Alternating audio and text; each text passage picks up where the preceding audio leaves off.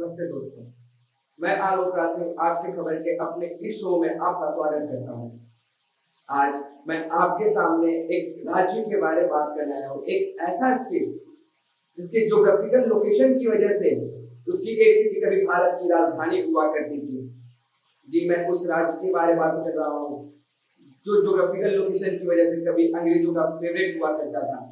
जी, मैं उसी राज्य की बात कर रहा हूँ जिसमें रविन्द्रनाथ टैगोर, बंकिम चंद्र चटर्जी, ईश्वर चंद्र विद्यासागर, स्वामी विवेकानंद जी जैसे ना जाने कितने ही विद्वान हमें दिए।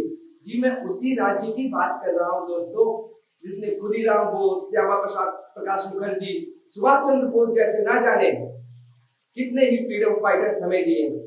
जी, मैं उसी राज्य की बात कर रहा हूँ दोस्तों जिसके नागरिकों का आज मूल अधिकार ही दांव पर है। जी, मैं उसी राज्य की बात कर रहा हूँ दोस्तों जिसे हम रसगुल्लों की राजधानी के नाम से जानते हैं। जी, मैं अपने प्यारे पश्चिम बंगाल की बात कर रहा हूँ।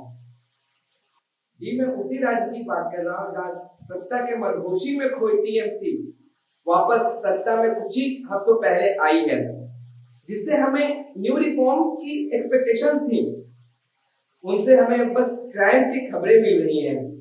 जी, मैं उसी पश्चिम बंगाल की बात कर रहा हूँ जो कभी कल्चरल और फूड सिटी हुआ करता था, लेकिन अब उसे हम क्राइम कैपिटल के नाम से जानते हैं।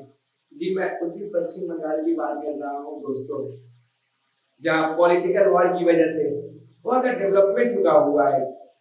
बंगाल में चल रही इस पॉलिटिकल वॉर की वजह से लोगों के जहन में जो छवि बन रही है बंगाल को लेकर, क्या लगता है कि इस पॉलिटिकल वॉर के थ्रू ही छवि से निकला जा सकता है?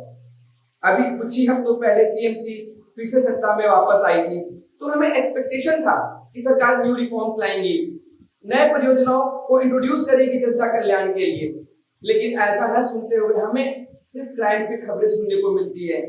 कभी किसी विपक्षी विधायक का मर्डर करा दिया जाता है, तो कभी किसी प्रांत में बीजेपी समर्थक के साथ हिंसा।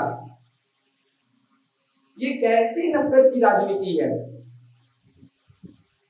जहां लोगों का मूल अधिकार ही दांव पर है, जहां श्री राम बोलने पर किन्हीं के पेट में दर्द स्टार्ट हो जाता है, तो कहीं सरस्वती पूजा मनाने पर बच्चों के सर उड़वा दिए जाते हैं। ये कैसा पॉलिटिक्स, ये कैसा राजनीति चल रहा है बंगाल में। अब देखिए तो जरा, ये बोल भी कौन रही हैं जिन्होंने खुद शारदा चिट फंड में फंसे अपने कितने नेताओं के लिए सीबीआई दफ्तर पर कभी धरना दिया तो कभी किधर धरना दिया। ऐसे कैसे चलेगा दीदी, आप ही बताओ, बताना तो पड़ेगा। जो खुद जैसा होता है दुनिया उसे वैसे ही दिखती है। अब आप लोगों को क्या लगता है ये तो आप खुद समझ सकते हो। इस मुद्दे को समझने के लिए हमें इसकी शुरुआत में चलना होगा। इस मुद्दे की शुरुआत हुई कहां से? दरअसल बंगाल में बढ़ते विभाजन के आवाज को देखते हुए बंगाल के राज्यपाल उत्तरी बंगाल की यात्रा पर गए थे।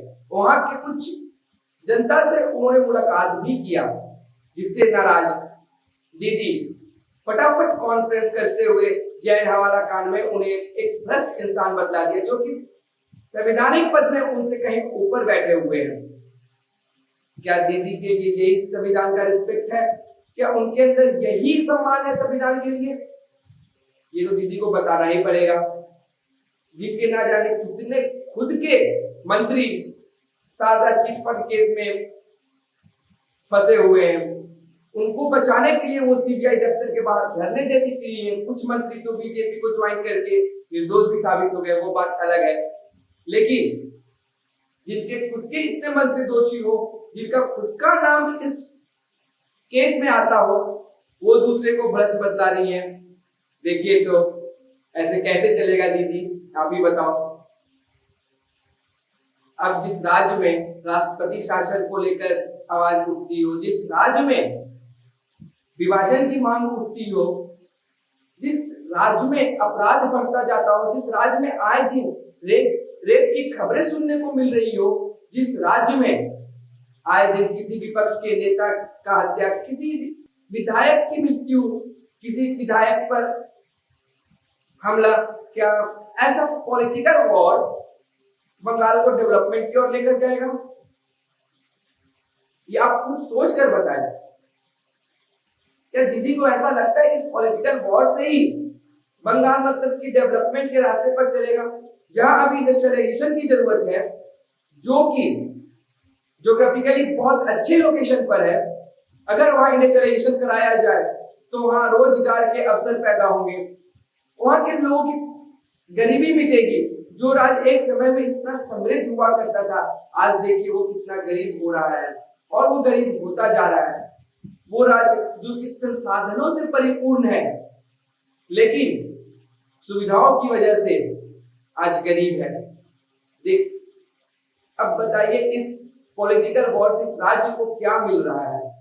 आपको जनता फिर से सत्ता में लाई, आप पर फिर से विश्वास जताई है, तो आपको उसके डेवलपमेंट के लिए, बेटरमेंट के लिए न्यू रिफॉर्म्स लाने चाहिए, ना कि पॉलिटिकल वॉर्स करने चाहिए। इन पॉलिटिकल वॉर्स को पीछे छोड़ते हुए सेंटर के साथ, गवर्नर के साथ एक बराबर का समन्वय बैठाते हुए बंगाल के डेवलपमेंट की ओर सोचना चाहिए।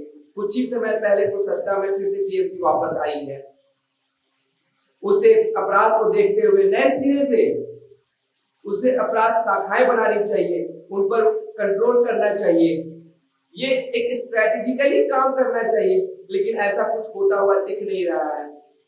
ये मेरा पॉइंट ऑफ व्यू है और ऐसा मुझे लगता है। बाकी आपको क्या लगता है ये आप कुछ समझ सकते हो।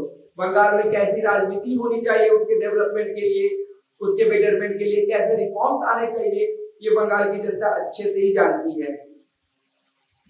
बाकी मेरी सजेशन तो यही रहेगी कि बंगाल गवर्नमेंट को गवर्नर के साथ एक अच्छा रिश्ता बनाते हुए, क्राइम्स पर कंट्रोल करते हुए, कानून व्यवस्था को बढ़ाते हुए बंगाल के बेटरमेंट की ओर आगे बढ़ना चाहिए।